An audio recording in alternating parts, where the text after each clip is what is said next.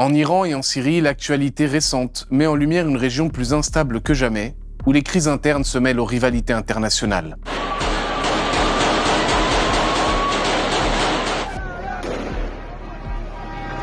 En Iran, des manifestations massives contre la vie chère, la corruption et l'autoritarisme ont été violemment réprimées par le régime, faisant de nombreux morts et des milliers d'arrestations. Cette contestation, étouffée dans le sang et sous les coupures d'Internet, révèle une fracture profonde entre la population et le pouvoir et fragilise un État déjà soumis aux sanctions économiques et aux pressions internationales. Dans le même temps, la Syrie tente de se reconstruire politiquement, sous la présidence d'Ahmed El-Sharrah, mais cette transition reste marquée par des tensions internes, notamment avec les forces kurdes, longtemps autonomes dans le nord-est du pays. Attaqués par l'armée syrienne et lâchés par les États-Unis, ils voient leur rêve d'autodétermination s'éloigner. Ces dynamiques locales ne peuvent toutefois être comprises sans prendre en compte l'implication des puissances extérieures. Should the supreme leader in Iran be worried right now? I would say he should be very worried, yeah. Les États-Unis, historiquement présents en Syrie et engagés dans la pression diplomatique et économique contre l'Iran, tentent d'équilibrer leurs intérêts sécuritaires, leur alliance régionale et la crainte d'une nouvelle escalade militaire. With your support to the Syrian government, most probably you avoided another civil war and a bloodshed in Syria, especially after the fall of the regime. I did a good job. Israël, de son côté, multiplie les bombardements en Syrie et aimerait que l'héritier du Shah d'Iran prenne le pouvoir. Ainsi, entre répression interne, recomposition politique et intervention étrangère, l'Iran et la Syrie illustrent une région où les aspirations populaires, les rivalités nationales et les enjeux de puissance internationaux s'entremêlent.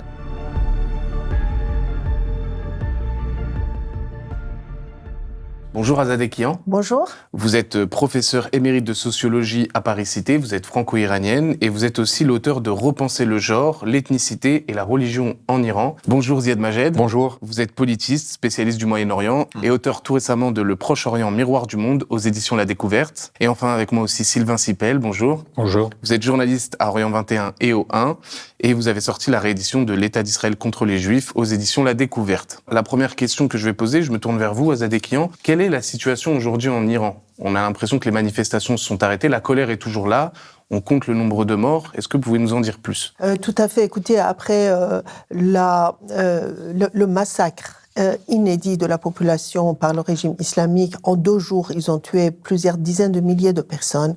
Quand je parle avec des gens en Iran, chaque famille, chaque personne a perdu quelqu'un ou connaît des familles qui en ont perdu quelqu'un.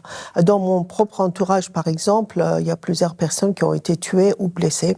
Donc, l'ampleur de ce massacre est vraiment inédit et on ne connaît pas encore le nombre exact. Ce que le gouvernement a essayé de faire, c'est récemment, ils ont publié une liste de seulement environ 2000 et quelques personnes, qui est très très loin de la réalité.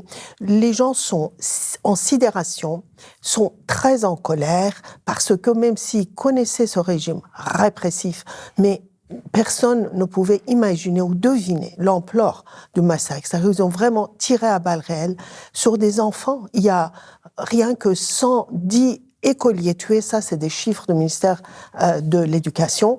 Il y a 47 à 50 000 personnes arrêtées et qui risquent d'être exécutées et torturées. Et bien évidemment, les anciens, les autres prisonniers politiques qui aussi risquent de subir le même sort. Donc c'est une société qui est très en colère, vous l'avez dit, mais qui n'est pas du tout prête ni à pardonner ni à oublier. Et donc je suis certaine que tôt ou tard, ils vont ressortir. Vous savez qu'en Iran, comme dans plusieurs d'autres pays musulmans, on célèbre aussi le 40e jour des personnes mortes ou tués. Et là, bientôt, il y aura le 40e jour de ce massacre. Et c'est certain que les gens vont essayer par tous les moyens de commémorer leurs tués. Et donc, ce régime, si vous voulez, est très, très, très affaibli, n'a plus de légitimité. Et s'ils ont tué de cette façon-là, ça montre aussi qu'ils savent pertinemment qu'ils n'ont plus de légitimité. Ils ne sont pas soutenus par la population, bien évidemment. Mais pour se maintenir au pouvoir, eh bien, ils sont prêts à massacrer leur propre population. Donc pour moi, c'est un crime contre l'humanité, tout comme ce que le gouvernement israélien a fait à Gaza. Est-ce que vous pouvez nous expliquer politiquement comment ça se passe en Iran? Parce qu'on entend beaucoup parler du régime des mollahs, il y a les gardiens de la révolution. Qu'est-ce que c'est politiquement l'Iran? Politiquement, l'Iran, si vous voulez, si vous regardez au niveau des institutions politiques, bien sûr, il y a le guide qui est le jurisconsulte, qui est à la tête de l'ensemble des institutions, et c'est lui qui nomme énormément de responsables, par exemple du judiciaire ou responsables du conseil de surveillance, qui valide l'ensemble des candidats à l'ensemble des élections. Donc en fait, le guide a énormément de pouvoir. Il est aussi le guide suprême Khamenei, qui est le chef d'État et qui est aussi le chef de l'ensemble des armées. L'armée iranienne est constituée de l'armée régulière qui existait aussi sous le Shah d'Iran avant la Révolution, l'armée des gardiens de la Révolution qui est forte d'environ 200 000 à 250 000 personnes et qui a été créée après la Révolution de 79 et qui s'appelle les gardiens de la Révolution islamique. Donc c'est pas les gardiens de l'Iran, attention, contrairement à l'armée régulière. Puis après vous avez un corps de milices qu'on appelle les Basij, et qui sont sous l'autorité des gardiens de la Révolution. Et après, bien évidemment, les corps de policiers, etc. Donc, l'ensemble de ces forces répressives, si vous voulez, ont été mobilisées. Alors, l'armée n'a pas tiré, à ma connaissance, sur les manifestants, mais a été là pour veiller à la protection des immeubles ou des lieux publics, comme ils le disent. En revanche, les gardiens de la Révolution et les Basij, ces milices, ont tué à bout portant sur, effectivement, les manifestants. Donc, pour ce qui concerne alors d'autres institutions politiques, si vous voulez, il y a le président de la République qui est élu tous les 4 ans, mais qui passe par le filtre des gardiens de conseil de surveillance, pardon, le Parlement aussi élu au suffrage tous les 4 ans, etc. De moins en moins d'électeurs participent aux élections, on le sait, et donc quand vous comptez par exemple ce que représente un président de la République ou encore moins les parlementaires, eh bien il ne représente que 20 à 30% de l'ensemble des électeurs, et ça veut dire pas grand-chose. Et donc, ils ont toujours joué ce jeu de le guide qui est très méchant, enfin, qui joue le méchant, comme dans les Bad Cop, Good Cop, et le président actuel, Pezeshkian, qui essayait de jouer le modéré. Mais en fait, le moment venu, c'est-à-dire lors des massacres des manifestants, ils étaient sur exactement la même ligne.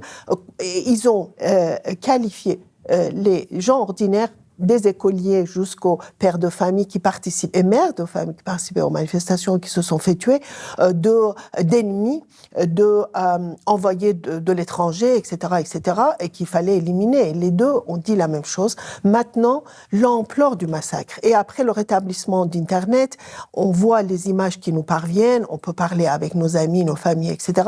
Ils ne peuvent plus nier l'existence de massacres, mais ils ont essayé de montrer leur propre narratif, si vous voulez, en disant, bon, ok, on a tué, mais on n'a tué que, par exemple, 2000 personnes, et pas 40 000, pas 30 000, comme le disent les organisations de la défense des droits. Moi, je connais pas bien l'Iran, donc vous présentez la situation tout de même comme un régime très affaibli. On a eu l'impression, dans les manifestations, à quel point il est affaibli et à quel point il garde une certaine base, pas une base armée, mais une base sociale. On n'a pas vu de grève, par exemple, dans les usines ou des choses comme ça. Si.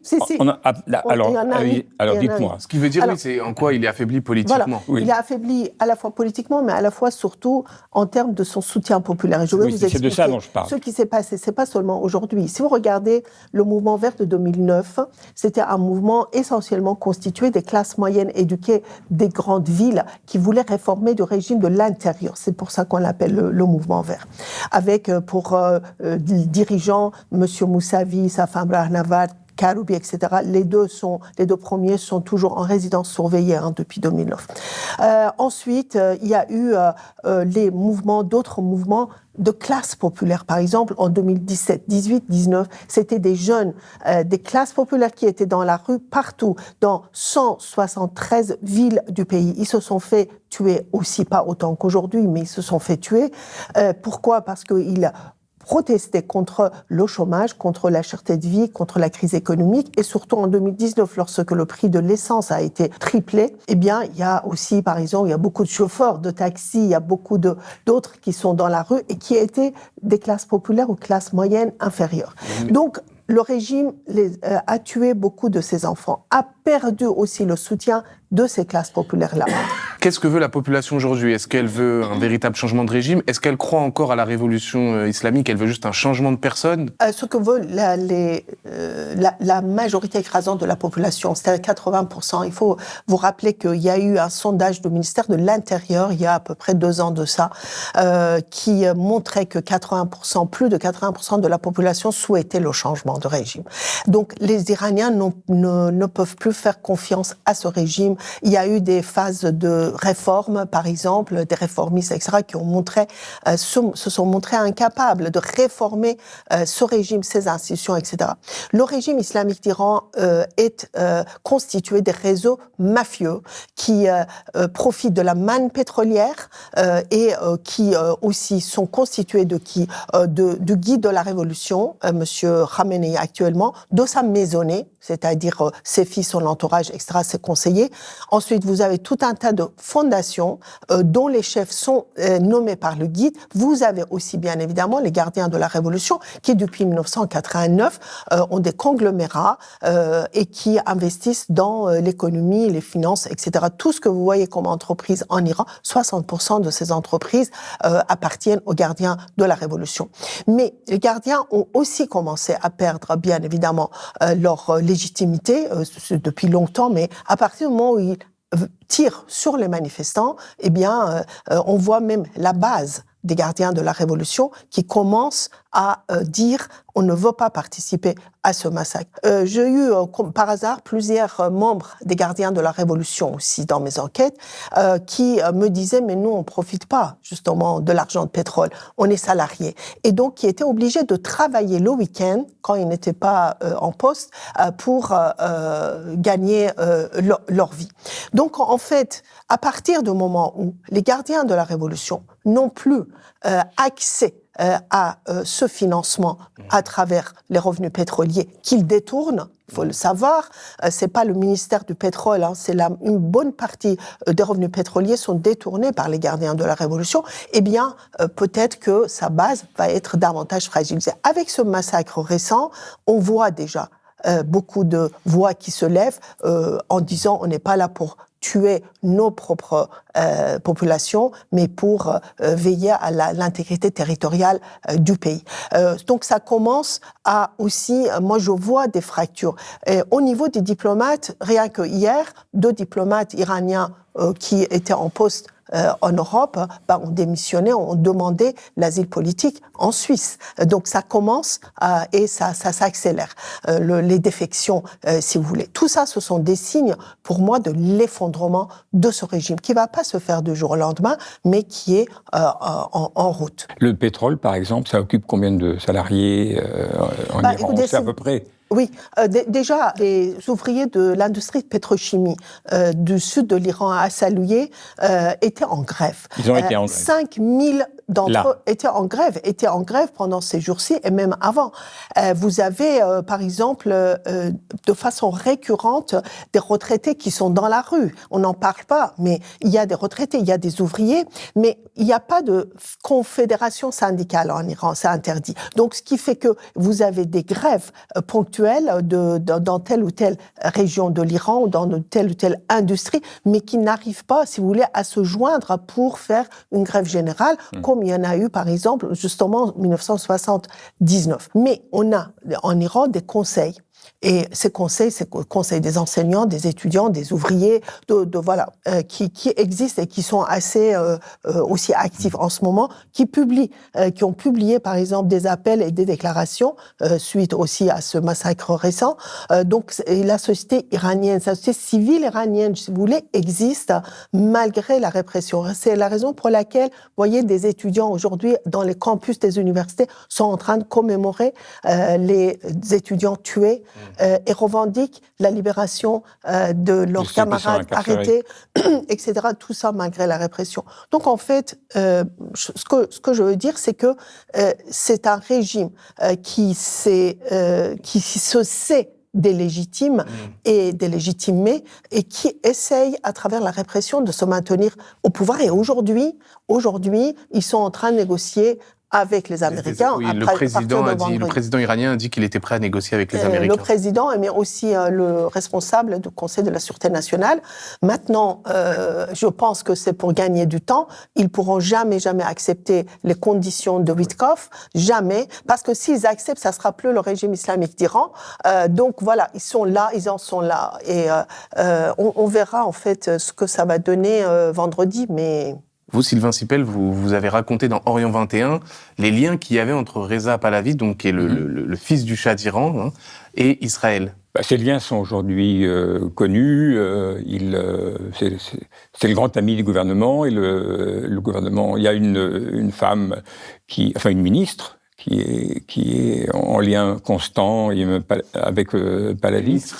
Une ministre israélienne, oui, qui a été en son temps ministre de l'information, donc si vous voulez, et du renseignement. Il y a un débat en Israël sur Pahlavi, et il y a un autre débat sur que faire avec l'Iran. Oui. Mais sur Pahlavi, les spécialistes de l'Iran pensent que ça ne marchera pas vraiment, Pahlavi, parce que Pahlavi est depuis 50 ans à l'extérieur, ou bientôt 50 ans, et qu'il ne connaît pas son peuple, et puis il ne représente rien, le soutien à un régime. On ne va pas revenir à un régime qui est tombé, un régime qui s'est effondré, et voilà. Donc ça c'est ce que disent les experts. En même temps, ils constatent qu'il n'y a aucune émergence d'une figure autre que Pahlavi.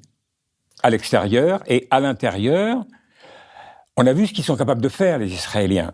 C'est-à-dire, on a vu à la fois la capacité à tuer, à assassiner des gens très importants du régime, et à bombarder l'Iran. Et à bombarder également l'Iran, avec des résultats sur lesquels on peut débattre par ailleurs. La dimension du succès, on peut le débattre. Mais en tout cas, ils ont montré leur capacité. Mais en revanche, je ne pense pas qu'ils aient les capacités d'imposer aujourd'hui, ou qu'émerge quelqu'un qui sera un puppet, comme disent les Américains, une marionnette des États-Unis ou d'Israël. Voilà, et c'est ça le débat. Donc on n'a rien d'autre que Pahlavi. Voilà, pour l'instant, en tout cas, voilà, c'est un peu l'état des lieux en Israël. Pour aller dans le même sens, effectivement, je suis aussi parmi les expertes, comme vous dites, qui pensent que Pahlavi, vous savez, il n'a pas de structure en Iran. Il a un certain nombre de soutiens, mais un journaliste qui est spécialiste des médias d'ailleurs a revu et est en train d'étudier les vidéos pendant les jours de manifestations récentes en Iran, où on nous montrait dans les médias occidentaux que tout le monde est en train de chanter Reza Pahlavi, Pahlavi, Pahlavi. Or, il s'avère que des 4500 vidéos qu'il a étudiées, il n'y a que 17% qui avaient soit Reza Pahlavi,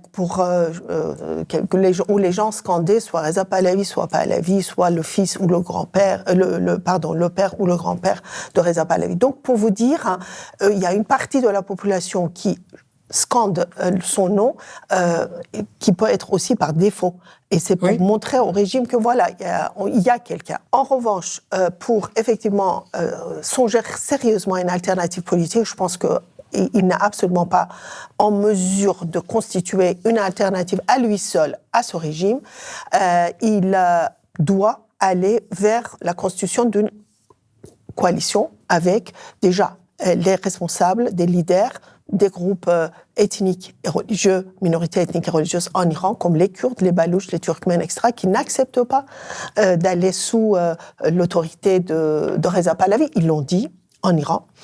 À l'étranger, vous avez aussi d'autres personnes. Vous avez aussi en Iran, il y a des républicains, il y a des démocrates, de toute tendance, si vous voulez, radicale, libérale, etc., et qui existent. Et je vous parlais de tous ces gens qui, effectivement, se constituent aussi en organisation, en association. Donc, pourquoi faut-il attendre à l'émergence d'une figure? On n'est plus en 79 avec Khomeini comme figure principale. Les temps ont changé. Et il faut une coalition. Et après cette coalition, pourra désigner après un référendum, désigné qui, peut-être que Reza Pahlavi aura la majorité, pourquoi pas? Du côté israélien, il est clair que les gens qui connaissent bien l'Iran, et il y a pas mal dans les universités israéliennes, des gens qui ont une très bonne connaissance de l'Iran. Tous disent, si le changement c'est Pahlavi et que Pahlavi apparaît comme la marionnette de Washington et de Tel Aviv, c'est évident que la probabilité qu'il réussisse son coup est à peu près nulle. Bien évidemment. Donc, effectivement, il lui faut des soutiens. Et pourquoi les soutiens viendraient à Pahlavi ? Et pourquoi, s'il y a d'autres alternatives que Pahlavi, pourquoi ils auraient besoin de Pahlavi ? On est d'accord, mais en même temps, Pahlavi n'est pas soutenu par Trump. Pahlavi est soutenu par Netanyahou. Trump et Netanyahou ne sont pas d'accord, bien sûr, sur le soutien et sur la solution apportée. Bien sûr. Voilà. D'une part. D'autre part, en Iran, vous avez des figures que tout le monde connaît et qui, ensemble, peuvent effectivement représenter une alternative. Mais comme dit l'autre, ouvrez la porte des prisons et vous allez voir. Bien sûr, avec le régime actuel, c'est difficile d'avoir quelque chose d'émerger. Ziad voulait Oui, réagir. moi je voulais dire deux choses. La première par rapport à l'Iran, si on compare un peu le soulèvement actuel aux autres soulèvements, en plus de ce qu'a dit Aziad et qu'elle nous a expliqué, cette fois aussi, ça a commencé avec le bazar, ce qui est quelque chose de très important, la classe marchande en Iran, les marchands qui se sont mobilisés, et ça, c'est pas un détail. Il y a aussi les zones rurales, puisque comme tu disais avant, c'était plus des mouvements urbains. Là, quand ça devient aussi une mobilisation rurale dans des bases sociales où on recrutait des membres des Bassiges, des gardiens de la Révolution, ça crée beaucoup plus de problèmes au niveau de la répression et au niveau du temps long de cette répression. Donc certainement, les fractures sont plus importantes maintenant. Après, le régime considère, comme toujours, qu'il peut jouer sur le facteur temps. Le fait que Trump, par exemple, préfère un deal avec ce régime-là plutôt que de le changer, ou du moins d'affaiblir davantage Khamenei, le guide suprême, ou même le remplacer par d'autres figures, trouver des personnes au sein du régime que les Américains connaissent vu les négociations sur le nucléaire. Certains noms ont même été évoqués par Witkoff. Et donc, ne pas aller vers un changement radical qui inquiète les alliés des États-Unis dans la région, qui ont changé un peu de posture par rapport à l'Iran. Si on parle de l'Arabie saoudite qui était obsédée par l'Iran, aujourd'hui, ils ont très peur qu'un effondrement du régime soit incontrôlable. La Turquie, évidemment, même le Pakistan, un État voisin et nucléaire en plus, car ils considèrent tous ces voisins-là qu'un effondrement d'un régime qu'ils n'ont jamais apprécié et qui a été souvent hostile politiquement parlant, s'il est remplacé par un régime pro-israélien, cette domination israélienne dans toute la région devient pour eux une question même de sécurité nationale. Donc, malheureusement, peut-être pour les Iraniens, mais ça a été le cas aussi en Syrie avant, ça a été le cas dans d'autres pays, même si on ne compare pas nécessairement les caractéristiques de chaque régime et de chaque société. Mais cette idée d'absence d'alternative, on l'a souvent écoutée, parce qu'après des longues années d'oppression, de destruction de toute option politique, il est difficile de trouver facilement une alternative ou de parler d'une transition qui peut aller d'une manière soft, sans turbulence, sans violence. L'idée d'un leader central qui peut fédérer n'existe plus, nulle part d'ailleurs, pas seulement dans cette région du monde. Et un monsieur comme Pahlavi, qui représente l'ancien régime, extrêmement dépassé, ne peut certainement pas être une alternative ni pour les Iraniens, ni si on parle au niveau des dynamiques régionales et internationales, diplomatiquement, je veux dire, la plupart des gens savent qu'il est déconnecté, mais il peut être utilisé aussi pour montrer que, et ça c'est ce que veut Netanyahou, qu'il est dans une logique d'une réarchitecture politique de tout le Proche-Orient qui dépasse même le monde arabe pour toucher à son ennemi favori qui est l'Iran, et donc pour montrer qu'il peut même être un kingmaker en Iran même, et non seulement autour.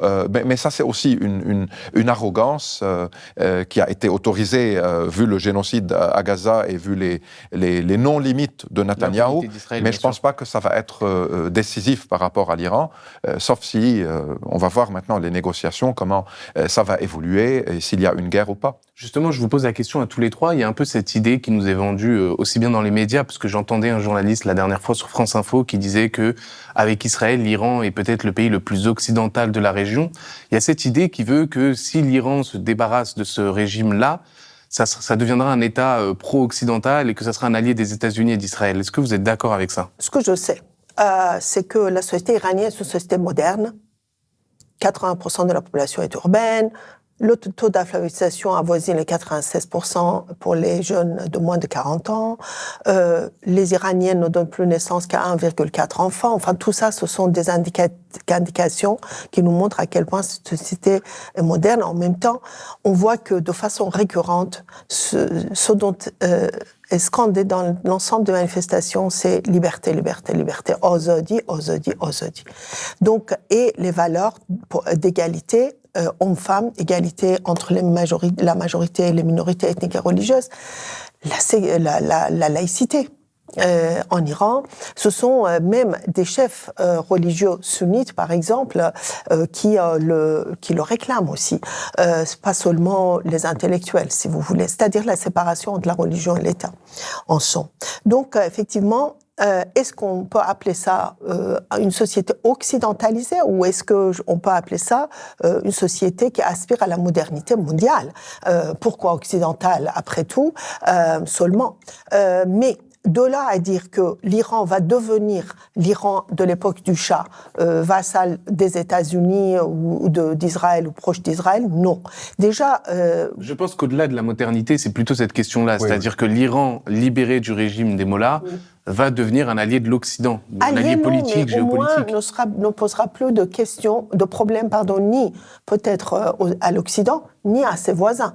Parce que, comme Ziad vient de le dire, aujourd'hui, si l'Arabie Saoudite, vous savez qu'ils envoient leur ministre des Affaires étrangères participer à assister à des négociations Iran-États-Unis ce vendredi, c'est parce que ils ont peur de capacité de nuisance du régime islamique et ils ont peur aussi d'une guerre civile éventuelle si jamais le régime tombait sans une alternative bien constituée, etc. Mais si vous voulez, ça veut dire que le futur régime iranien, s'il n'est pas islamique, ça veut dire que c'est un régime qui sera susceptible de s'entendre avec les États de la région et s'entendre aussi avec l'Europe et les États-Unis. Pourquoi pas? Mais de là à dire allié ou valet, j'en doute fort. Il y a un paradoxe dans le discours actuel de Netanyahou. Il y a un important paradoxe. C'est-à-dire qu'il a dit nous sommes Sparte. L'idée d'être un endroit dans la région assiégé. Il y a quelque chose qu'on a oublié dans la même conférence où il a évoqué Sparte. Il a parlé d'autre chose aussi. Il a dit, vous savez, il faut se préparer à être dans une situation d'isolement. Et il va falloir prendre des décisions. On n'aura pas tout le temps et toujours et à jamais le soutien américain pour nos armements. Donc il faut débloquer, il faut trouver de l'argent pour avoir, nous, une industrie militaire beaucoup plus sophistiquée, etc. Et de moins en moins, ne plus dépendre serait difficile, mais de moins en moins dépendre. Alors ça, il faut trouver l'argent. Où est-ce qu'on va le trouver? Dans le secteur public. De toute façon, c'est pas Netanyahou l'inventeur de ce système. Aujourd'hui, dans le capitalisme tel qu'il existe, la première chose à laquelle on pense, c'est on va rogner sur la santé, on va rogner sur, etc. Bon, donc, mais il l'a dit. Et moi, je me suis dit, tout de même, il y a là quelque chose. D'abord, il semblerait qu'avec les Saoudiens, ils ont prévenu les Américains, les Israéliens et les Saoudiens. Les Saoudiens ont dit pourquoi ils ne voulaient pas d'une guerre. Il a dit clairement, visiblement, il a dit à Trump très clairement, pas maintenant. C'est trop tôt. C'est trop tôt, j'ai pas mal d'autres choses à régler. Et donc, ça ne veut pas dire qu'il ne peut pas y avoir une opération. Mais dire pas de guerre, c'est pas un truc lourd. Pas un truc qui nous occupe militairement de manière lourde. Ça dit quelque chose aussi de ce qui se passe en Israël. Je peux me tromper, mais il y a une forme d'ambiguïté. Parce que d'un côté, on est Sparte. C'est-à-dire, on peut tout faire. On domine tout le monde. Personne ne nous résiste. Mais d'autre part, il y a des moments où brusquement, on va attendre 3 mois quand même, parce que là, c'est compliqué. Parce que je pense aussi que dans ce qui se passe, la domination israélienne reste une domination militaire qui nécessite des opérations successives. Il n'y a pas une hégémonie politique, il y a une domination par la ruine, une domination par la destruction, par l'occupation directe. Et dès que cela s'arrête, la domination laisse des traces, évidemment, laisse des cicatrices, des dégâts, mais elle ne peut pas se maintenir, se préserver. Par contre, il y a aussi une évolution assez intéressante à analyser par rapport à une politique de périphérie israélienne, c'est-à-dire au-delà des frontières ou des terrains, des territoires arabes où les Israéliens aujourd'hui sont engagés militairement, les territoires palestiniens occupés, le sud-Liban, le sud de la Syrie, les opérations contre l'Iran pendant un moment, mais il y a une volonté, par exemple, de bien s'installer sur la mer Rouge, avec la Somaliland et l'entrée de la mer Rouge à Bab el-Mandeb, c'est très stratégique. C'est le pays qu'Israël a reconnu. Et là où il y avait déjà une base militaire émirati, donc il y a aussi une coopération avec les Émirats. On sait aujourd'hui qu'il y a de plus en plus des contrats avec les Émirats arabes unis, qui sont, eux, dans de nouveaux contrats avec l'Inde pour créer une route portière. Une autre route de la soie. Exactement, de l'Inde vers Dubaï, via la mer Rouge, vers Eilat. Donc, les Israéliens cherchent aussi à travers la périphérie, et c'est là où l'Iran devient, pour eux, un enjeu stratégique, autre que la menace qu'ils évoquent par rapport au nucléaire et puis maintenant au balistique. Il y a cette politique aussi d'être engagé à travers la région dans ce qui peut rapporter des revenus, une certaine influence financière en plus de celle militaire qu'on voit. C'est ça, et des coopérations avec des acteurs arabes et non arabes pour se préserver et se maintenir en pensant à un avenir où les Européens, les Américains auront plus de réserves. Et juste entre parenthèses, pour rebondir sur ce que tu disais tout à l'heure, la question des négociations aujourd'hui, je pense que c'est beaucoup plus la négociations entre l'Iran et les États-Unis, c'est la question balistique. Parce que l'Iran maintient cette possibilité d'inquiéter Israël, de menacer Israël, ils l'ont fait. Ce que Tel Aviv exactement veut écarter totalement, soutenu par les Américains. Ça fait partie de l'une des conditions de Witkoff. Oui. Ça m'étonnerait fort que les Iraniens acceptent de réduire la portée de leurs missiles balistiques. C'est leur dernière carte. C'est leur dernière carte, justement. Et je voudrais aussi dire, en juin 2025, lorsque les Israéliens ont frappé l'Iran, et puis par la suite les États-Unis, les Iraniens ont riposté après 2-3 jours, et en envoyant beaucoup de missiles sur Israël, y compris des missiles balistiques, ont fait beaucoup de dégâts aussi. Il ne faut pas oublier, il y a eu des tués aussi parmi les civils israéliens. Pas seulement en Iran, mais aussi en Iran beaucoup plus, 1200 civils tués, mais en Israël aussi quelques dizaines, paraît-il. Et donc ça, Netanyahou ne le veut pas. Et tant que l'Iran garde, le régime islamique garde sa capacité de nuisance à travers ses missiles balistiques et autres, à grande portée, Israël ne se sentira pas à l'aise d'attaquer de nouveau l'Iran, sauf si, dans un premier temps, les Américains frappent, détruisent l'ensemble des missiles, etc.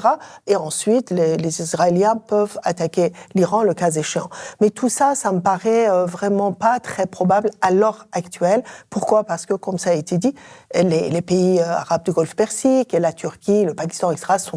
sont très contre, parce que ça risque de déstabiliser l'ensemble de la région. Et donc, pour l'instant, on est parti sur des négociations. On va voir ce que ça donne, mais ce qu'on sait, c'est que Trump ne veut pas changer le régime iranien. Il n'a rien à faire avec la démocratie, avec les droits humains, etc. Il suffit de regarder. Il ne s'en cache pas. Donc, il veut s'entendre avec, comme on l'a dit au début, avec peut-être quelques fractions au sein de ce même régime. Pourquoi pas une partie des gardiens de la Révolution? Pourquoi pas quelqu'un comme Rouhani, Zarif, qui sont des anciens? Voilà. Donc, en écartant Khamenei, c'est-à-dire ce qu'il a fait au Venezuela, après tout. Donc, tout ça, ça reste ouvert. Et Netanyahou doit faire avec. Netanyahou ne peut rien faire sans le soutien actif des États-Unis à l'heure actuelle. Je suis d'accord avec vous, mais à l'heure actuelle, il ne peut rien faire s'il n'a pas le soutien militaire et financier des États-Unis. Alors, sur ce point, je suis globalement d'accord avec ce qui est dit. mais on n'a pas en main toutes les cartes. Par exemple, on ne fait pas venir le porte-avions Lincoln, ça coûte extraordinairement cher.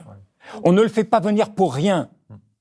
C'est-à-dire que la possibilité que, pour une raison ou une autre, mais par exemple, que la pression américaine sur l'obligation, c'est un diktat quand on lit le texte, c'est un diktat qui est imposé aux Iraniens d'abandonner les missiles balistiques, de les détruire et d'en garder, mais extrêmement peu. Bon, c'est quasi impossible d'avoir un deal tant que cette exigence est en place. C'est impossible. Les clés sont beaucoup plus chez Trump qu'ailleurs. Ouais. Elles sont là. Les clés sont là, elles sont chez Trump. Et Trump peut utiliser une pression militaire tout en négociant, c'est-à-dire pas seulement avec cette armada. C'est ce qu'il fait, non, c'est ce qu'il fait. Oui. Non, mais je veux dire qu'il peut les utiliser même, pas seulement l'image spectaculaire de l'armada américaine arrivée, mais des frappes, si jamais les négociations n'avancent pas, peuvent être l'un des scénarios, évidemment pas le seul. Et si les Iraniens et les Américains, je parle du régime iranien bien sûr, trouvent un compromis sur le nucléaire par rapport à l'enrichissement de l'uranium, comment il peut se faire, la Russie se porte garante, peut les faire ailleurs. Les Iraniens, je pense qu'ils peuvent être assez souples et flexibles par rapport à cette question, mais ils vont exiger une levée partielle des sanctions pour respirer un peu, pour un peu d'oxygène économique. Et puis, il y a la grande question, non seulement des armes balistiques, mais si jamais vous voulez les garder, ça doit être de courte portée. La portée. Ils doivent jamais, exactement, ils doivent jamais arriver en Israël. C'est ça la question. Ouais. Et d'un point de vue maintenant externe, si on oublie les caractéristiques du régime iranien, ses crimes, son expansionnisme dans la région, les aspirations iraniennes, il y a aussi quelque chose qui ne va pas par rapport à toute la gestion de cette région. Et c'est ça qui crée parfois des malaises chez des gens qui sont trop dans la géostratégie plutôt que dans la sociologie politique et donc dans les droits légitimes des Iraniens, peu importe ce qui se passe ailleurs. Mais il n'est pas normal aussi d'avoir un État qui est nucléaire, qui a toutes sortes d'armes possibles et la technologie la plus sophistiquée, évidemment je parle d'Israël, qui les utilise contre les Palestiniens, contre les Libanais, qui peut dans toute impunité bombarder à droite et à gauche, et en même temps, aucun autre État n'a le droit d'avoir les moyens de se défendre. Même pas d'aller plus loin que la défense. Donc, c'est ça qui crée aussi par rapport aux relations internationales, par rapport au droit international, par rapport aux équilibres régionaux et à tout le passé, à toute l'histoire de l'injustice que les Palestiniens ont subie et que les peuples autour d'Israël ont subie. C'est pas normal non plus. Donc, et je pense que c'est ça l'équilibre politique par rapport à cette scène assez complexe. Alors, il n'y a pas qu'en Iran que la situation est très compliquée. Il y a aussi en Syrie où les forces du président Ahmed El-Sharar sont parties affronter les forces démocratiques syriennes qui sont majoritairement kurdes au nord-est de la région, à Raqqa. Est-ce que tu peux nous dire et nous clarifier la situation, s'il te plaît, Ziad ? Oui. Alors, la situation en Syrie aujourd'hui montre à quel point le pays qui a été gouverné par les Assad pendant 53 ans est dans un état à la fois de reconstruction, mais aussi de fractures internes et de violence. La transition a été malgré tout violente, que ce soit du côté du littoral, là où il y a eu des crimes contre des Alaouites, que ce soit dans la région de Souaïda, dans le sud du pays, où la majorité druse a été aussi victime de crimes, là où les Israéliens ont tenté d'instrumentaliser la question druze pour s'imposer en acteur décisif dans le sud du pays. Et puis il y a la grande question kurde, qui est une question historique par rapport au droit légitime du peuple kurde à la reconnaissance culturelle, politique, dans un Moyen-Orient qui s'est dessiné sans l'État kurde souverain et indépendant. L'autodétermination des Kurdes. Exactement, puisqu'ils sont entre la Syrie, la Turquie, l'Irak et l'Iran. Dans le cas syrien, les Kurdes, durant la guerre et durant la révolution, ont réussi, en se battant contre Daesh, avec l'aide américaine et occidentale, a contrôlé plus de 25% de la géographie syrienne, dans laquelle il y a beaucoup d'Arabes, il y a une majorité d'ailleurs démographique arabe, qui n'a pas très bien vécu le contrôle kurde. On peut toujours parler d'une expérience politique qui a été séduisante pour beaucoup de milieux occidentaux, les forces démocratiques kurdes, la présence des femmes, une volonté d'autogestion, des petites municipalités et tout, mais la population qui vivait dans la zone contrôlée par les Kurdes ne l'a pas vécu de la même manière, notamment les tribus arabes, les villes arabes comme Raqqa, comme Deir ez-Zour et autres. Et les Kurdes victimes d'une discrimination historique ont été accusés par ces populations arabes dans cette zone-là de discrimination aussi. Cette zone, c'est aussi la zone du pétrole syrien, qui n'est pas abondant, mais qui est important comme un secteur économique possible. Finalement, Ahmad Shara a compris que c'était un moment lui permettant, après l'échec des négociations avec les Kurdes, d'opter pour une solution militaire. Il a le soutien des Turcs, qui n'ont jamais accepté une autonomie kurde sur leurs frontières, et il a le soutien de Trump. C'est ce que j'allais dire, maintenant les États-Unis ne sont plus avec les Kurdes. Et c'est ça qui a modifié la donne. Trump a soutenu cette transition-là, a soutenu Ahmad Shara, et les responsables kurdes n'ont pas compris cela. On était dans des faux calculs, ils avaient un accord dès mars 2025, qui leur donnait ce qu'ils réclamaient depuis très longtemps, des droits culturels, une gestion sécuritaire de leur ville où ils sont majoritaires et des régions, une intégration dans l'administration de l'État syrien. Ils ont considéré que le temps allait jouer en leur faveur et qu'ils pouvaient peut-être réclamer plus. Finalement, ça n'a pas été le cas. Et aujourd'hui, ils font face à un accord qui leur donne beaucoup moins que c'était le cas en mars 2025. Ils doivent maintenant intégrer l'armée syrienne sans nécessairement rester dans leur zone. Ils peuvent nommer un vice-premier ministre, et tant mieux. Shara a anticipé son offensive militaire par une offensive politique en déclarant la langue kurde comme une langue reconnue en Syrie, en disant que tous les citoyens kurdes allaient devenir citoyens syriens, parce que pendant 11 ans, les registres n'étaient plus organisés, et même avant, il y avait des communautés kurdes qui n'avaient pas la nationalité syrienne sous le parti Baas. Donc, il y a une évolution qui peut devenir positive si jamais il y a un État qui respecte la diversité et qui passe à des élections, et les Kurdes auront leurs droits culturels et une certaine autonomie municipale dans un système décentralisé, comme ça peut devenir plus risqué pour eux si l'État central s'impose davantage et tente d'écraser toute aspiration à une autonomie culturelle, politique, etc. Mais au-delà de ça, la première conséquence, je ne suis pas du tout un spécialiste de la question, mais franchement, la première conséquence, c'est que la moitié de la population kurde est en train de partir, parce qu'elle doit partir de là où elle habite maintenant. Donc elle est retournée chez elle. Chez elle où c'est ce qui se passe. Ils sont expulsés et ils s'en vont. Donc non, il y a eu une expulsion avant du côté de Afrin. Moi, j'ai vu que les membres du PKK sont sommés de quitter le oui, mais là, le problème, il est plus... Et ça va au-delà, à mon avis. Hein. Non, il peut y avoir... Moi, honnêtement... Oui.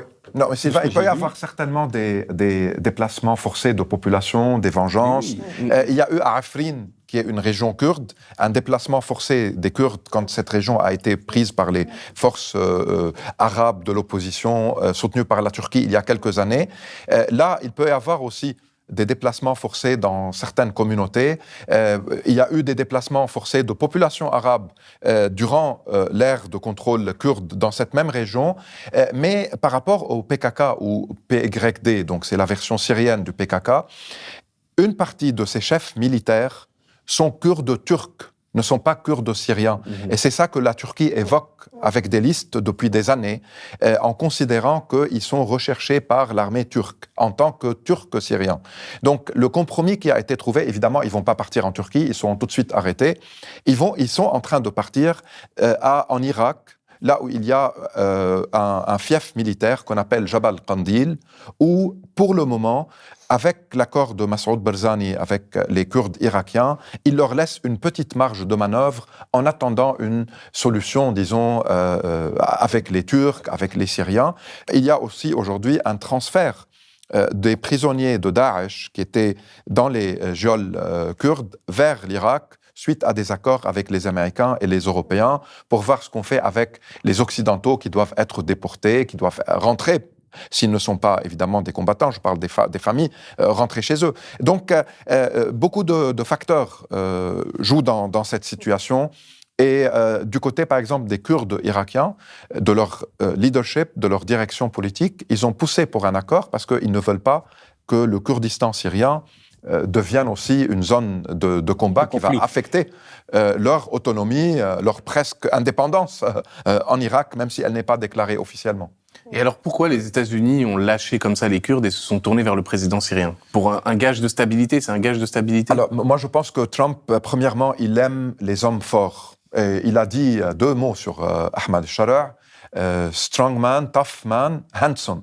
Et donc, il aime l'idée d'un homme fort capable de mener une transition. Les Américains ont des intérêts économiques aussi, qui peuvent être à travers des projets de reconstruction. Tom Barak, qui est l'envoyé américain en Syrie, au Liban et en Turquie, il considère que Sharaa est le seul qui est capable de gérer le pays et de mettre fin à la fragmentation territoriale. Et il l'a dit aux Kurdes à plusieurs reprises. Il est dans une logique d'un agent immobilier aussi. Ça, c'est la nouvelle culture politique américaine. Vous savez, Witkoff est un agent immobilier. Kushner est dans l'immobilier. Barak, c'est un milliardaire de l'immobilier. Trump est un monsieur de l'immobilier. Donc, dans les volontés aussi de reconstruction en Syrie, ils veulent un État fort, et il n'y a plus pour eux la nécessité, et Trump l'a dit, Trump parfois il nous facilite la tâche, il dit les choses. Il a dit on n'a plus besoin des Kurdes pour combattre Daesh, maintenant c'est bon, ils doivent se remettre à l'autorité du gouvernement syrien, et en plus Trump ne va pas sacrifier Erdogan aussi, qui insiste sur cette question, pour plaire aux forces kurdes syriennes, et d'autant plus que Trump a demandé même aux Israéliens de diminuer la pression militaire dans le sud de la Syrie pour ne pas trop affaiblir Sharaa à Damas. Donc il veut une Syrie qui lui soit loyale, peut-être qu'il va signer un accord de paix avec Israël ou un accord d'Abraham, version un peu différente, et qui permet des investissements et un rapprochement économique avec la Turquie, avec la Jordanie et l'Arabie saoudite, qui sont des bons alliés de Washington. Et alors, malgré ce soutien des États-Unis, Israël n'a pas peur de bombarder la Syrie. Quels sont les liens aujourd'hui entre Israël et le président syrien ? Ils veulent avoir un pignon. Voilà, ils ont un pignon, ils sont à l'intérieur, et ils font ce qu'ils font toujours. Ils sont installés dans le sud de la Syrie. Oui, dans le sud de la Syrie, et ils ont essayé, avec quelques succès quand même, d'amener à eux les Druzes. Mais ils n'ont pas eu un succès. C'est-à-dire les principaux dirigeants druzes n'ont pas adhéré. Mais une partie des Druzes, effectivement, voyant la gestion qu'il y a eu des Druzes du Golan, etc., étaient disposés effectivement à passer du côté israélien. Honnêtement, je pense qu'aujourd'hui, c'est un aspect très marginal pour les Israéliens. C'est un aspect très marginal. S'ils doivent sortir, ils partiront. Mais tant qu'ils peuvent rester, ils vont rester. Ouais. Ils vont rester là, ils vont tenir, etc. Ils vont pas... Parce que c'est presque c'est pavlovien, si vous voulez. Si on peut garder, on garde. En fait, ils ont tenté des choses. C'est-à-dire... ils ont essayé. Oui. Mais pas maintenant. C'est vraiment... Enfin, ce qui apparaît, c'est que c'est plus un élément important. Prioritaire. C'est pas comme on en parlait il y a 6 mois, si vous voulez. Non, c'est vrai. En fait, les Israéliens ont fait 3 choses. Alors, la première, c'est qu'ils ont bombardé, avec la chute de Assad, toutes les bases militaires de l'armée syrienne, tout ce qui aurait permis à une nouvelle armée syrienne d'être plus performante, avec plus de stocks de missiles, d'armes, d'aéroports, de radars. L'armée syrienne actuelle n'a pas tout ça. Donc, ça, pour eux, c'était chose faite. Deuxième chose, c'est que il n'y a plus d'Iraniens en Syrie, ça c'était extrêmement important, et il n'y a plus de Hezbollah, qui a été lui-même piégé pendant 10 ans en Syrie, ce qui l'a rendu extrêmement vulnérable, et il a payé le prix très cher en 2024, et durant la guerre qu'il a tenté de mener pour soutenir Hamas à Gaza. La troisième chose, Israël a voulu instrumentaliser la question druze et ils ont demandé même un couloir qu'ils ont qualifié, Netanyahou a dit ça va être un couloir humanitaire qui va du Golan, où les Syriens qui restent sont druzes, dans le Golan occupé par Israël depuis 1967, de là-bas vers Souaïda, qui est l'autre fief, démographiquement parlant, des Druzes aujourd'hui en Syrie. Et cela couperait, si jamais ça se passe, l'axe Damas-Amman, parce que ça passe par Daraa, qui est entre les deux, et ça crée énormément de difficultés.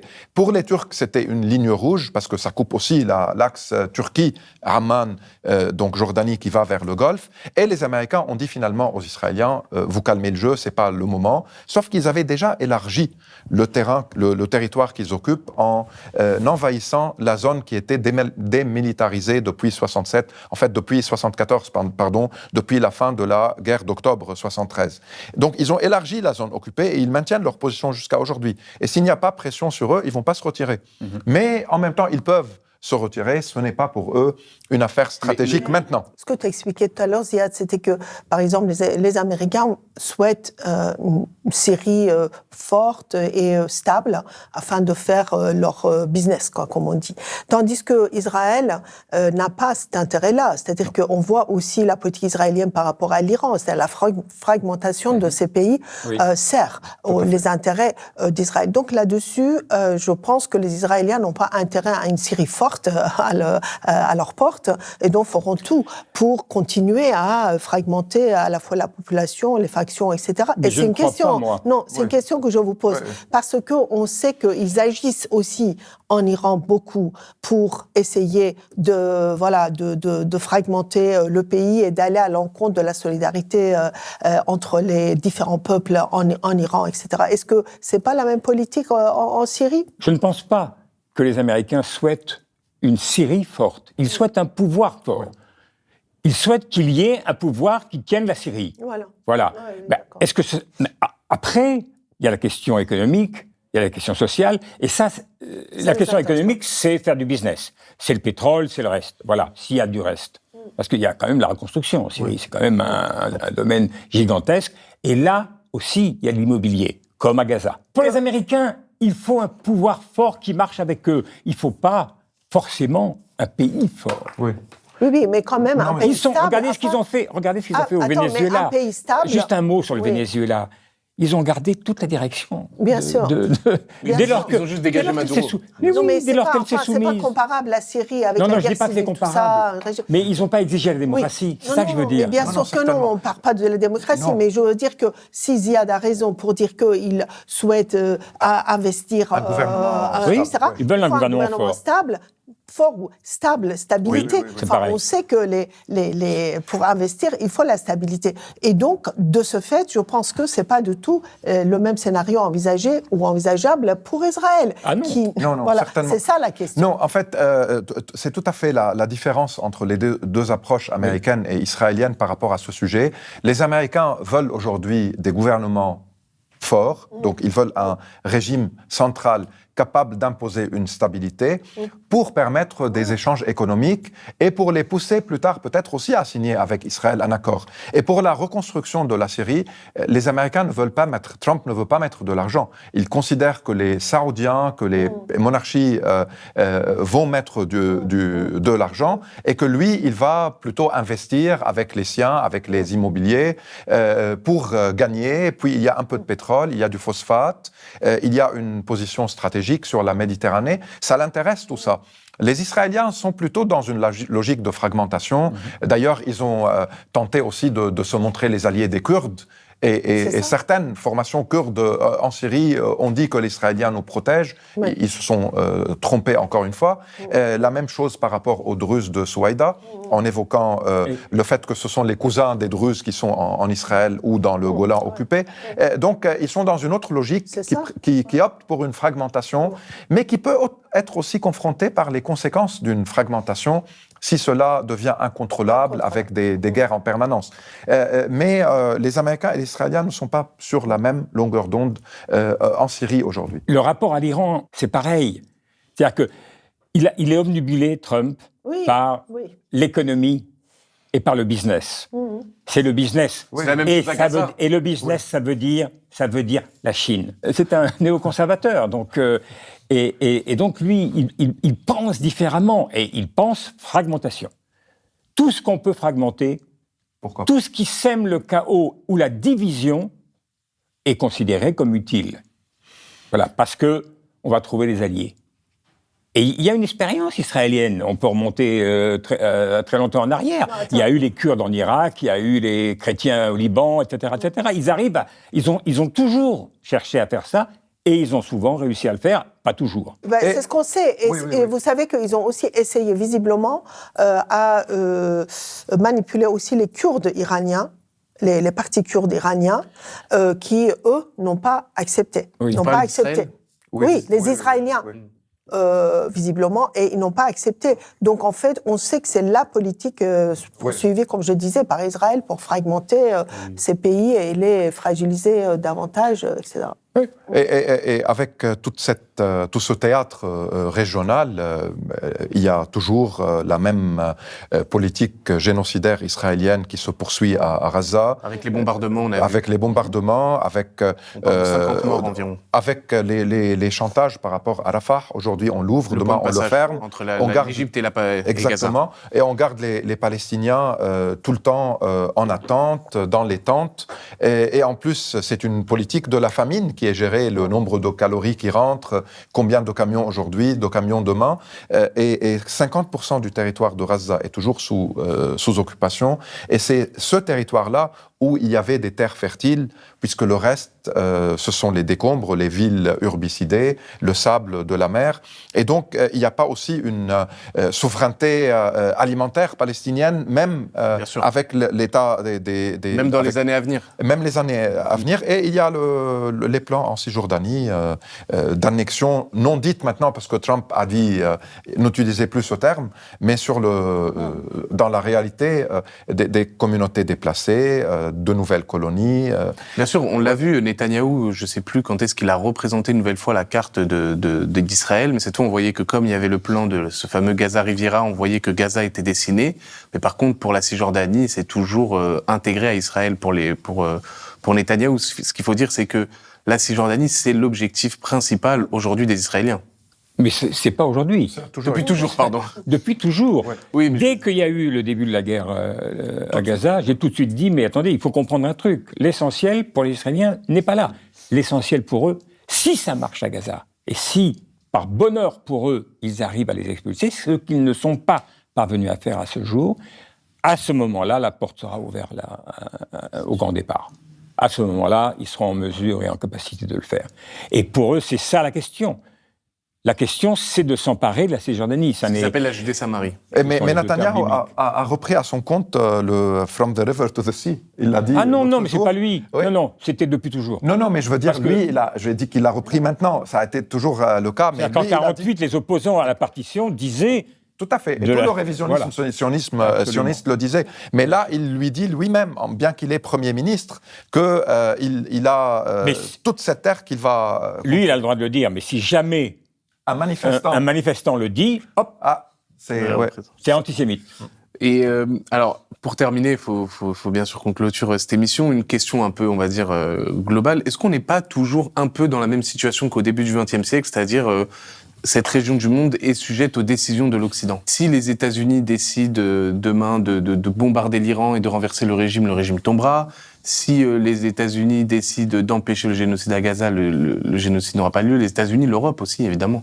Est-ce qu'on n'est pas toujours dans cette même situation-là aujourd'hui ? Je pense que quand même, il y a deux peut-être paramètres à prendre en considération. C'est pas l'Occident seul qui décide. Aujourd'hui, il faut pas oublier la Chine et l'importance de la Chine, pas seulement l'importance économique, mais aussi militaire, etc. Et également, bien sûr, la Russie malgré tout, surtout quand on parle de notre région de Moyen-Orient. Alors, Donc c'est pas que l'Occident qui décide, d'une part. D'autre part, il y a d'autres acteurs émergents, à la fois économiquement et autres, qui aussi sont rentrés en jeu. Et par exemple, je pense que les États-Unis ne peuvent pas décider à eux seuls, sans considération pour ce que pense, par exemple, l'Arabie Saoudite, sans ce que pense la Turquie, par exemple, dans la région. Mais quand ils décident de bombarder, ils le font, et après c'est dans une impunité totale. Déjà, par exemple, on parlait de leur arsenal militaire aujourd'hui dans la région. C'était pour dire à leurs alliés arabes et turcs, etc., on vous protège. On ne laisse pas les Iraniens envoyer des missiles sur vos champs pétroliers, gaziers, etc., etc. Donc, en fait, dès le départ, les Saoudiens, etc., ont dit au FO qu'ils n'étaient pas d'accord avec les bombardements. Donc, les bombardements pour Trump, maintenant, sont devenus, disons, une solution de dernière minute, je dirais, si jamais, ça a été annoncé, si jamais les négociations ne fonctionnent pas, etc. Donc, je ne pense pas. Au contraire, je pense que, par exemple, ils ont besoin de l'Inde, les États-Unis, pour contrer la Chine. Donc, ils viennent encore de signer d'autres contrats avec l'Inde. Donc, ce qu'on voit, c'est qu'aujourd'hui, on est face à un monde avec des puissances émergentes à partir des années 1945. Mais la Chine est importante économiquement dans la région. Mais et politiquement maintenant, aussi. Mais bien sûr. Militairement, oui, mais militairement, il y a, par exemple, l'organisation de Shanghai, par exemple, dans la région, qui inclut la Chine, mais également la Russie, mais également l'Iran et les pays d'Asie centrale, par exemple, qui est plutôt économique, certes, mais par exemple, la Chine a visiblement aide l'Iran en ce qui concerne les matières militaires, par exemple. Pas tant la Russie, parce que la Russie est en très bon rapport avec Israël et a refusé à maintes reprises de fournir aux Iraniens des armements ou technologies militaires, mais la Chine le fait. Aussi pour contrer, du coup, les États-Unis, pour contrer aussi l'influence israélienne, etc. Donc, il y a tout ça qui se passe. Et donc, non, c'est pas que l'Occident, même si nous, on veut se focaliser que sur l'Occident, la réalité est autre. Mais l'Occident n'est plus l'Occident, dans le sens initial. L'Occident n'est plus l'Occident. Si on insère la Russie, si on insère la Chine, si on insère... Voilà. Il y a une nouvelle ère qui débute. Il y a des grandes puissances, mais si je devais parier, la puissance américaine est plutôt en déclin. Et d'ailleurs, ils passent le temps à le répéter, qu'ils sont en déclin. Et qu'il faut en sortir, il faut « make America great again ». Hein? Mais leur sentiment profond, c'est précisément le sentiment de l'affaiblissement. Et donc, de ce point de vue-là, on peut dire le 19e siècle a été le siècle de l'Europe, le 20e siècle a été le siècle de l'Amérique, et le 21e siècle sera le siècle de la Chine. On est d'accord. Tu dis qu'ils sont en déclin, mais ils sont capables d'enlever un président dans un pays ou dans un État souverain, d'enlever Maduro. Ils sont capables de le faire. Oui. Parce que les copains de Maduro le vendent et que... Oui, mais dans une totale impunité, c'est-à-dire... Dans une totale impunité, absolument. Je ne suis pas sûr qu'ils puissent capturer Khamenei avec autant de facilité, hein, quand même s'ils ont tué des proches de Khamenei. Mais j'en sais rien. Mais franchement, en tout cas, de rentrer pour le capturer et le juger, à mon avis, ils n'essayeront pas de faire des choses pareilles. Non, c'est pas essentiel, mais... Moi, je pense que... c'est-à-dire, je comprends tout à fait la question. Et par rapport à plus d'un siècle d'histoire maintenant, on peut dire qu'avec l'effondrement de l'Empire ottoman, les cartes et la déclaration de Balfour et l'accord de Sykes-Picot, il est vrai que les Européens, pas les Américains, ont été décisifs dans ce qui va se dessiner dans la région, menant à la création de l'État d'Israël, mais aussi à... la création des États-nations. Les États-nations, leur émergence avec les frontières actuelles. Donc il y a eu un début de siècle marqué par les puissances européennes. Puis il y a eu un changement, un basculement après la Deuxième Guerre mondiale. Alors à la fois il y a eu la guerre froide, donc l'Union soviétique était assez décisive dans certains cas, bien sûr les États-Unis d'Amérique dans d'autres cas, ou dans la majorité des cas, et il y avait la naissance du droit international, qui a pendant un certain moment, exception faite d'Israël, régler des équilibres. Pas seulement d'Israël. Pas seulement, non, dans le sens de... si, il y a une exception israélienne par rapport, par exemple, à toutes les résolutions onusiennes. Oui, bien sûr. L'Irak, quand il a annexé le Koweït, il a été tout de suite bombardé. Je parle donc de relations par rapport aux frontières même et par rapport aux résolutions onusiennes. Après, s'agissant de l'impunité et des crimes, la plupart des régimes arabes, les régimes iraniens du Shah, comme plus tard de Khomeini, il y a eu une impunité. Tout le monde quand il s'agit de leur opposition interne, ils n'ont pas été inquiétés tant qu'ils arrivaient à trouver des deals avec les Américains surtout, ou quand ils étaient protégés par des puissances extérieures. Ce qui se passe maintenant, c'est un nouveau changement qui, à la fois, il y a un déclin américain, et d'ailleurs le fait qu'ils sont toujours obligés d'utiliser la force plutôt que la persuasion diplomatique traditionnelle, montre qu'ils n'ont plus les mêmes moyens. Ils doivent... Oui, mais avant, ils mentaient. Pour l'Irak, ils ont menti devant le Conseil de l'ONU en inventant des armes. Oui, et ils ont violé le droit international, évidemment. Il n'y avait pas de résolution onusienne. Mais là, l'usage devient quand même différent, dans un autre cadre. Et il y a en face d'eux la puissance chinoise. La Chine, économiquement, bien sûr, militairement, un peu avec l'Iran, mais aussi avec la Turquie, la coopération économique, elle est stratégique. La Chine a réussi à opérer une réconciliation entre l'Arabie saoudite et l'Iran en 2023. Ce qui est une première dans la région au niveau des initiatives diplomatiques chinoises. Il y a des acteurs régionaux qui jouent un rôle important aujourd'hui, la Turquie, l'Arabie saoudite, les Émirats, qui essayent aussi de s'imposer sur plusieurs scènes. Si vous regardez par exemple le théâtre des conflits Libye, Soudan, il y a plusieurs acteurs régionaux qui sont plus décisifs que les Américains ou que les Occidentaux.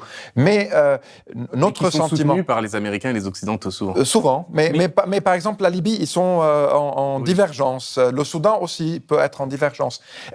Mais c'est surtout l'impunité qui est restée israélienne et protégée par... Pas seulement, c'est l'impunité aussi de la Russie, c'est l'impunité aussi d'Israël, c'est l'impunité des États-Unis. De quel droit? Écoutez, quand l'Iran a été bombardé en juin 2025 par les frappes israéliennes, les États-Unis et l'Iran étaient en train de négocier. Oui. Donc, par quel droit international est-ce qu'Israël a frappé l'Iran et l'appelant les frappes préventives? Ce qui n'existe pas dans le droit international. Ce qui n'existe pas dans le droit international. Je l'ai dit à ce moment-là, effectivement. C'est dénoncé par le... Exactement. C'est dénoncé.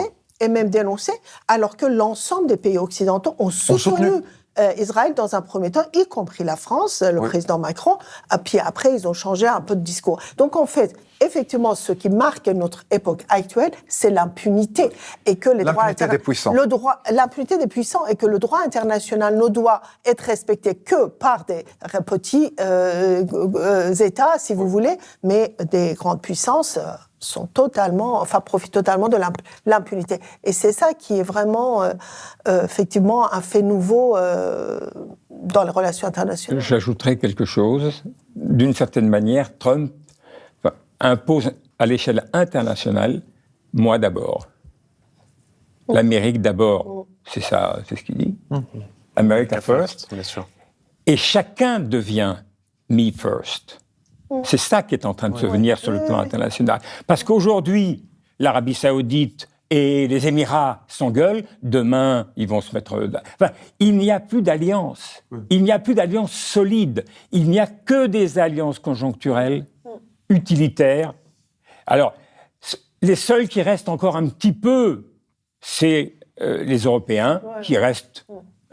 mais jusqu'à quand Moi, je ne parierai pas là-dessus. Et c'est ça qui est en train de monter. C'est moi d'abord. D'où la montée de l'extrême droite en Europe. Ouais, moi, je pense que ça, c'est un phénomène qui va poser beaucoup de challenges, de défis.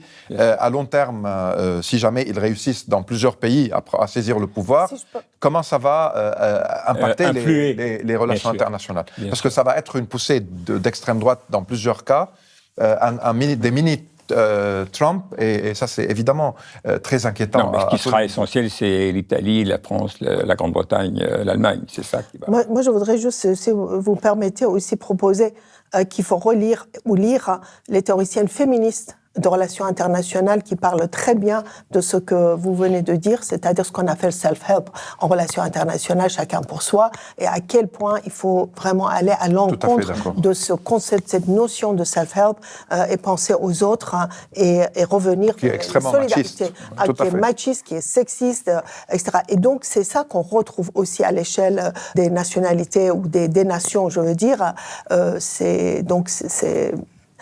Voilà. Ça sera le mot de la fin. Merci d'être venu.